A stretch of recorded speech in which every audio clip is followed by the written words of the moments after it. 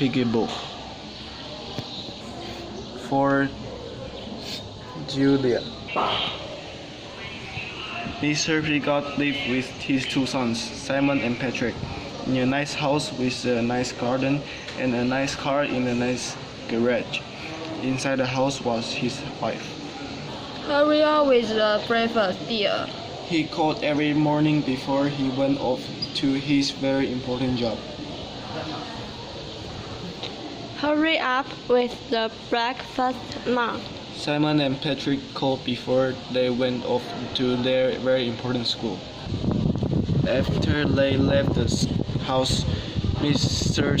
Pigott washed all the breakfast things, made all the beds, vacuumed all the carpets, and then went to work. Hurry up with the mail, Mom. The boys called every evening when they came home from their very important school.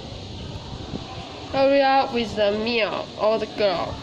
Mr. Pigott called every evening when he came home from his very important job.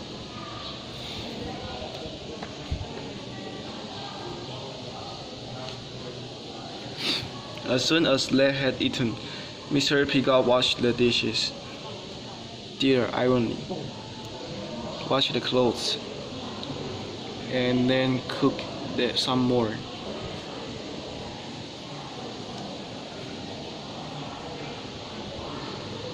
One evening, when the boys got home from school, there was no one to greet them. Where's Mom?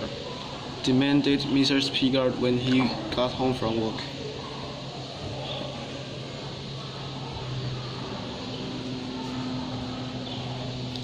She was nowhere to be found. On the mantelpiece was an envelope.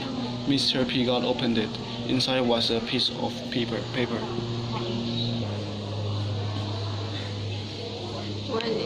But what shall we do? Said Mr. Pigott. They had to make their own meal. It took hours and it was horrible. The next morning, they had to make their own breakfast. It took hours and it was horrible. The next day and the next night and the day after that, Mrs. Pigott was still not there. Mr. Pigott, Simon, and Patrick tried to take care of themselves. They never washed the dishes. They never washed their clothes. Soon the house was like a pigsty. When is Mom come home? The boys squealed after another horrible meal. How should I know? Mr. Pigott grunted. They all become more and more grumpy. One night there was nothing in the house for them to cook. We'll just have to look around and find some scraps. Snored Mr. Pigott.